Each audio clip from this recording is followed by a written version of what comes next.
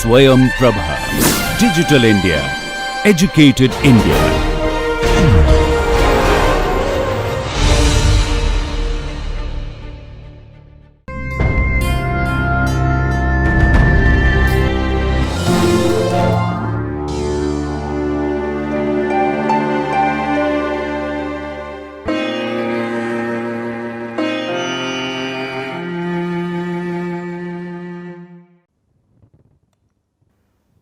Hello and welcome.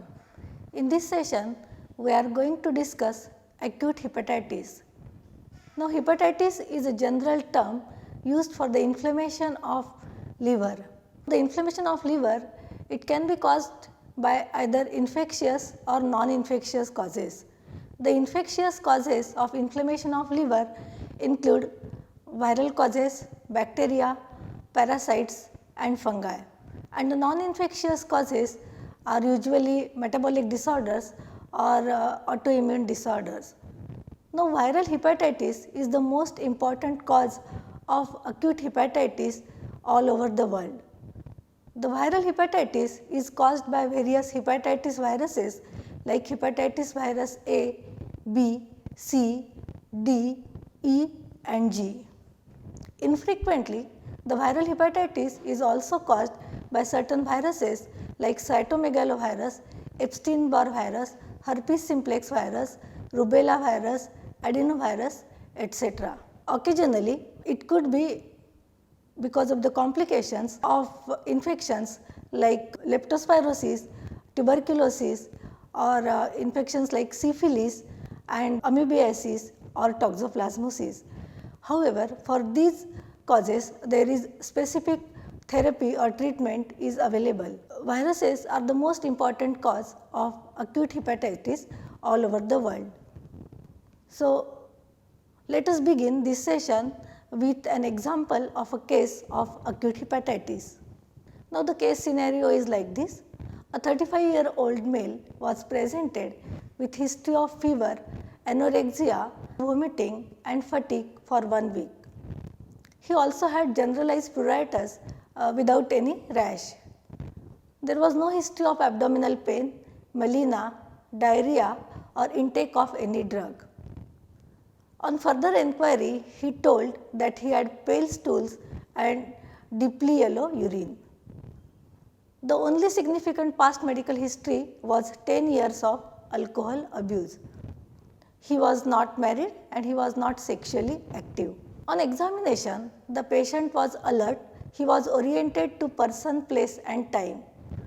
The physical examination revealed pulse of 110 beats per minute.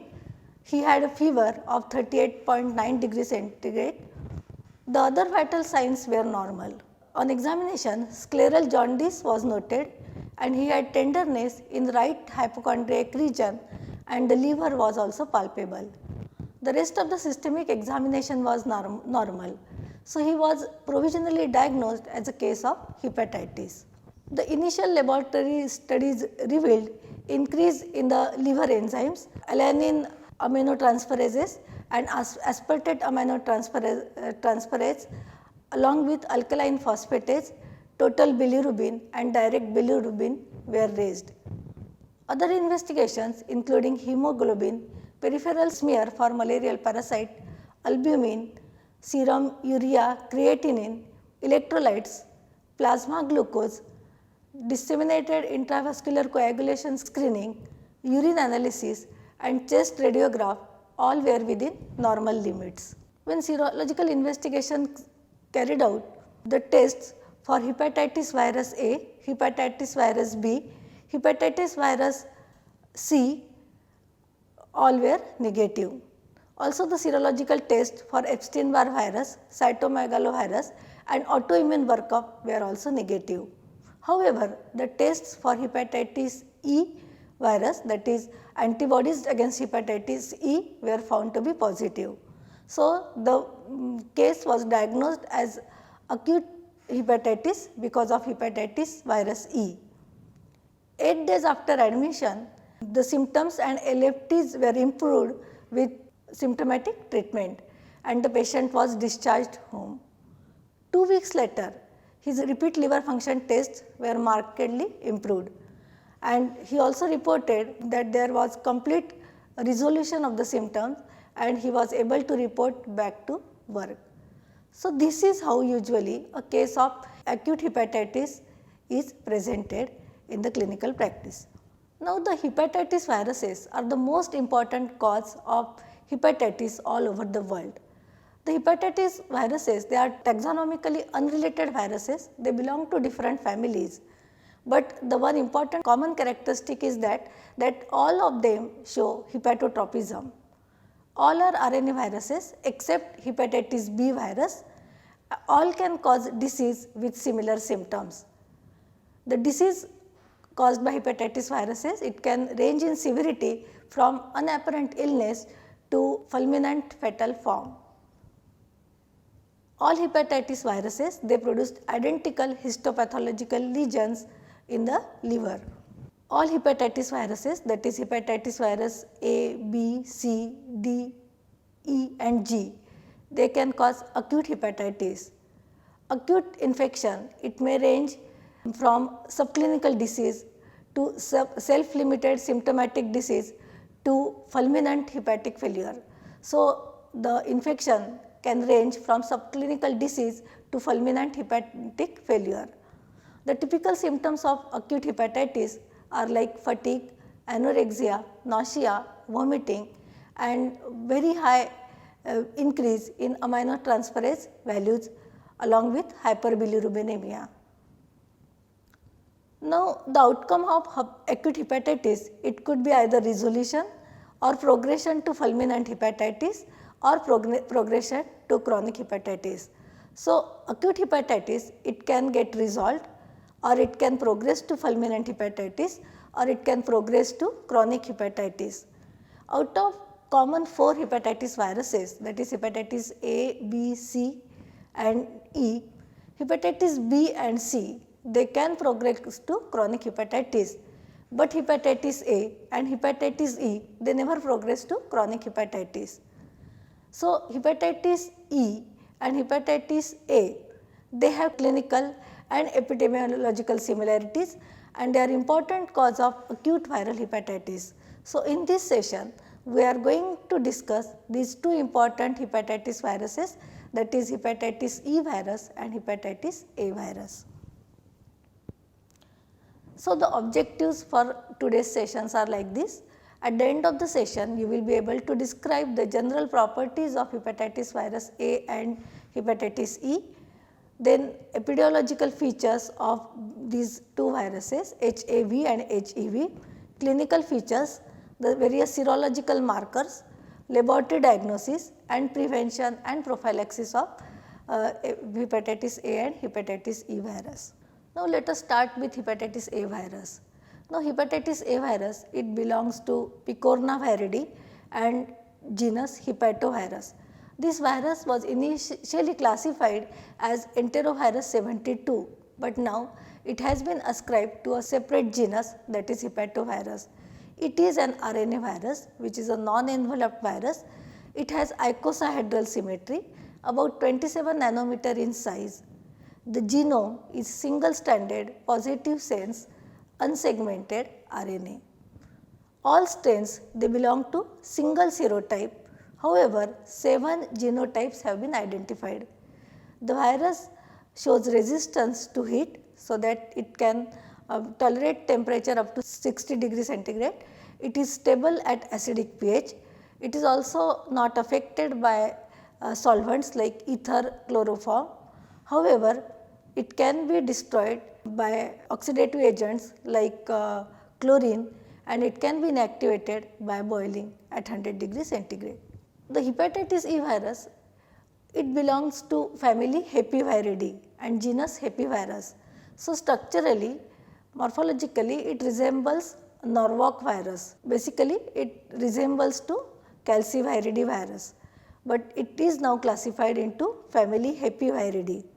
It is also non-enveloped icosahedral virus, about 32 to 34 nanometer in size. It also has single stranded RNA genome, and again there is only one serotype, but 4 genotypes are identified to infect human beings. So, the 4 genotypes are HEV1, HEV2, HEV3 and HEV4. Now, let us see the epidemiology of both these viruses. The similarity between these two viruses is that the most important, that both are transmitted by fecal-oral route. Now, hepatitis A virus is globally distributed, it is widespread throughout the world. About 40% of all acute viral hepatitis is caused by hepatitis A, HAV. It is the most common cause of hepatitis in children in developing countries. So, children between 5 and 14 are most commonly affected. It is seen that 90% of above 10-year-old children, they have antibodies against hepatitis A virus. So, where there are conditions of overcrowding and there are unhygienic conditions, then the transmission occurs in the lower age group. So, under such conditions, children are more commonly affected. Now, the hepatitis virus infection, it could occur as a sporadic cases or epidemics or foodborne outbreaks. The foodborne outbreaks are seen because of consumption or ingestion of infected food, water or milk. It has been observed that foodborne outbreaks are commonly seen with consumption of shellfish which is cultivated in polluted water. Now, for hepatitis A virus, humans are the only natural reservoir of the virus. There is no extra human reservoir, it is never transmitted by animals or insects. The virus is present in the stools 2 weeks before and 2 weeks after the patient becomes symptomatic. Though the infection is very common in children, the clinical illness is not very commonly seen in infants and children. So, 90% of the infected, they remain asymptomatic. The most important characteristic of hepatitis A virus is that the secondary attack rate is very high. So, the infection is very common in close contacts of the patient having hepatitis A virus infection. The outbreaks in the families or in the institutions in intensive care units are commonly seen with hepatitis A virus. Now, if we see the epidemiology of hepatitis E virus, now it is also transmitted by fecal oral route. It is the most common cause of acute viral hepatitis in the world. So, it is actually an international public health problem. It is usually acute self-limiting disease. Now, there are 4 genotypes identified, HEV1, HEV1 to HEV4. Out of this HEV1 and HEV2, they are transmitted between humans by fecal oral route. So, usually infection occurs because of the pollution of the water with sewage.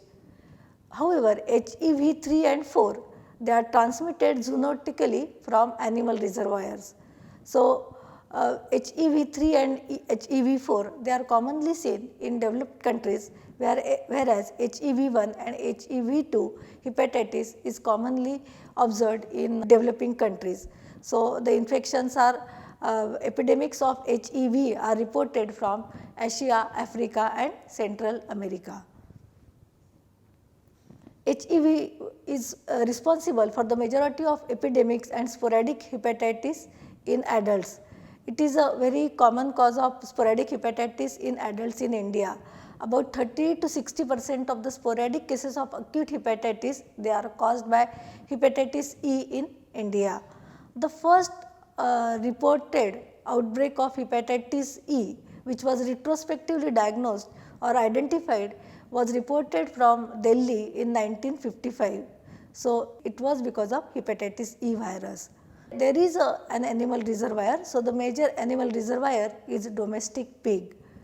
Now, in contrast to hepatitis A virus, the secondary attack rate in hepatitis E virus is very low. So, person to person transmission is not reported in hepatitis E virus like hepatitis A virus. Now, let us see the pathogenesis of these viruses.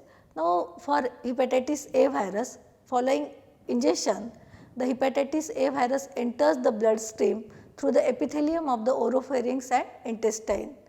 The blood carries the virus to its target, that is liver, where the virus multiplies in the liver parenchymal cells, that is in hepatocytes and Kupffer cells. And after viral replication which occurs in the cytoplasm, the virus is released from the host cell by lysis and viroporins. So, there is necrosis of the cells. The virions are secreted in the bile and released in the stool. So, large amount of virus is excreted or large quantity of HAV is excreted in the stool. The pathogenesis of HEV virus is not clearly understood like HAV virus. Now, let us see the modes of transmission in these two viruses. Now, both are transmitted by fecal oral route, and the infections occur in conditions of poor sanitation and overcrowding. But hepatitis A virus, besides this, it can be very infrequently or rarely transmitted by sexual and parenteral route, and secondary attack rates that are very high in hepatitis A virus. So, person to person transmission is reported. In case of hepatitis E virus, HEV1 and V2, they are transmitted via ingestion of contaminated water, whereas HEV3 and HEV4, which are mostly reported from developed countries, the transmission is zoonotic transmission. So, it occurs by consumption of undercooked infected pork or game meat. The major animal reservoir for HEV is domestic pig. The secondary attack rates are very low in HEV virus. The incubation period for hepatitis A virus, it ranges between 15 and 45 days. The average incubation period is 30 days. For HEV, the incubation period ranges between 14 and 60 days, and the average incubation period for hepatitis E is 40 days. Now, let us see the clinical features of these two viruses. Now, in case of HAV virus, the onset is acute or subacute, and the two clinical phases are identified, pre-icteric and icteric phase. So, pre-icteric phase is characterized by symptoms like fever, low grade fever, fatigue, anorexia, nausea, vomiting, and sometimes abdominal pain. The icteric phase characterized by the presence of jaundice. Now, in children, the ratio of anicteric to icteric cases, it varies in adults and in children. So, in adults it is very high, that is 1:3, but in children the anicteric cases are very common, ratio being 12:1. The course of the disease is usually mild and the complete recovery occurs in 98% of the cases, and there is no chronic or carrier state occur in hepatitis A virus infection. The mortality is also very low, it is less than 0.5%, and it is commonly seen in adults infected with hepatitis A virus. As far as clinical features of hepatitis E virus, clinically it is characterized by presence of fever, nausea, abdominal pain, vomiting, anorexia, malaise and hepatomegaly, same as hepatitis A virus. Jaundice occurs, it is very common and it is seen in about 40% of the patients. Fulminant hepatitis is also not very common, but as compared to hepatitis A virus. So, fulminant hepatitis is seen in 1 to 2% of the cases. However, very high mortality is seen in pregnant women, especially during third trimester. So, mortality of 20 to 25% is seen in pregnant women. Now, let us see the serologic events associated with hepatitis A virus. After infection, the antibodies are formed. The first antibody to form is IgM antibody and next is IgG antibodies. IgM antibodies in case of hepatitis A virus, they appear during the acute phase, and the peak IgM antibodies are seen in second week of the illness. Now, the IgM antibodies, they start disappearing within 3 to 6 months of illness. The IgG antibodies, they appear little late, that is they appear a week after appearance of IgM antibodies. However, they persist for decades. So, after infection, the IgG antibodies, they persist for a very long duration, and the immunity for hepatitis A virus it is usually lifelong immunity. If we see the serological events of hepatitis E virus at clinical presentation, that means when the patient becomes symptomatic, the IgM antibodies are already there at peak level. So, IgM antibodies appear very fast and they fall below cutoff after about 32 weeks. So, between 32 and 36 weeks, the IgM antibodies they start falling. The IgG levels they are also start rising at the onset of the symptoms. They reach peak level about 4 to 8 weeks and they are maintained at high level for about 1 year and then they start declining. So, the presence of IgM antibody is a marker of an acute infection, whereas presence of IgG anti-HEV is the marker of past infection. Now, let us see the complications associated with these two viruses. Now, in HAV virus, that is in hepatitis A, only the fulminant hepatic failure is seen in very small number of cases, that is less than 1% of the cases. In some cases, relapsing hepatitis is observed. That means a relapse is seen in weeks to months after the apparent recovery, and sometimes cholestatic hepatitis is also observed. In case of hepatitis E virus infection, fulminant disease is observed only in 1 to 2% of cases. The mortality rate is very high in pregnant women. So, during pregnancy 20 to 25% mortality rate is observed. The mortality in pregnant women, it could be ascribed to fulminant hepatic failure or it could be because of the obstetric complications like eclampsia or hemorrhage. There are also adverse fetal outcomes and they could be in terms of preterm delivery, abortions, stillbirth or intrauterine fetal or neonatal death.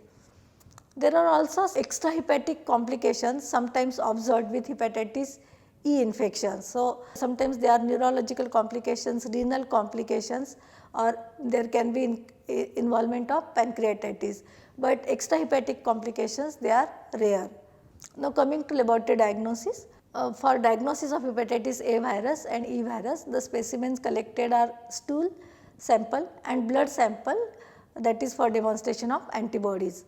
So, in stool sample, the virus can be demonstrated both A as well as E by electron microscopy or by immunoelectron microscopy. However, this methodology is not very commonly used for diagnosis of these viral infections. So, the most important method of diagnosis for hepatitis A is demonstration of IgM antibody which indicate acute infection. So, IgM and IgG antibodies they can be demonstrated using enzyme linked immunosorbent assay.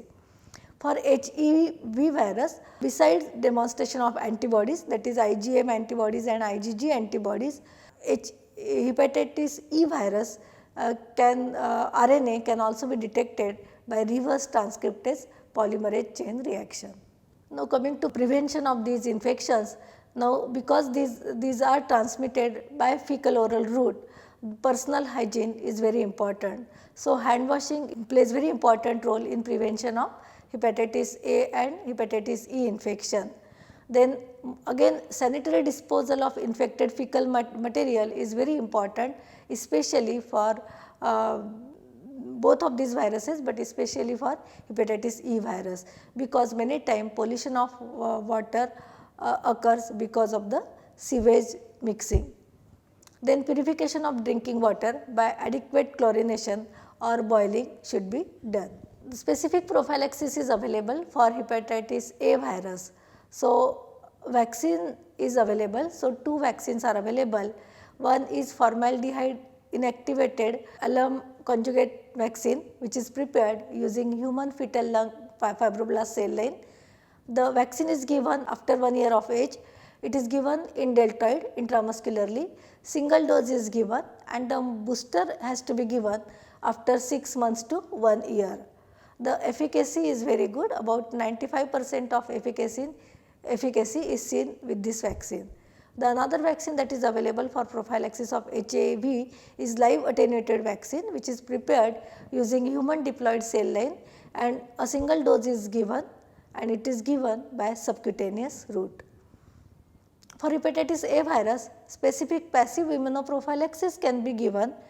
Usually it is given to, because secondary attack rate is very high and person to person transmission is reported in hepatitis A virus. So, sometimes specific passive immunoprophylaxis is given to close contacts. So, for this pooled normal human immunoglobulin given in the dose of 0.2 to 0.12 ml per kg body weight, and it has to be given preferably before exposure. So, to summarize, we can say that hepatitis A and hepatitis E viruses both cause acute hepatitis, both are transmitted by fecal oral route. Mostly both these illnesses, they are self limited infections. Both do not cause chronic infection, very important. Sometimes HEV can lead to chronic infection, but most of the times they present only as acute infections. Both of these viruses, hepatitis viruses, do not have any oncogenic potential. Some other discriminating features are hepatitis A virus is a hepatovirus, whereas hepatitis E virus belongs to Hepiviridae. The age affected hepatitis A virus most commonly affects children, whereas hepatitis E virus infection is commonly seen in young adults. The average incubation period of HAV is 30 days, whereas in case of HEV it is 40 days. The prevalence is worldwide of hepatitis A virus, both are actually reported worldwide, but HEV, especially HEV1 and 2, they are commonly reported from the developing countries. The illness is mild in both these viruses except for hepatitis E virus, where the complications are seen in pregnant women. Secondary attack rate is very high in hepatitis A virus, whereas secondary attack rate is very low in case of hepatitis E virus. So, this was about acute hepatitis caused by enterically transmitted hepatitis viruses, that is hepatitis virus A and hepatitis virus E. Thank you.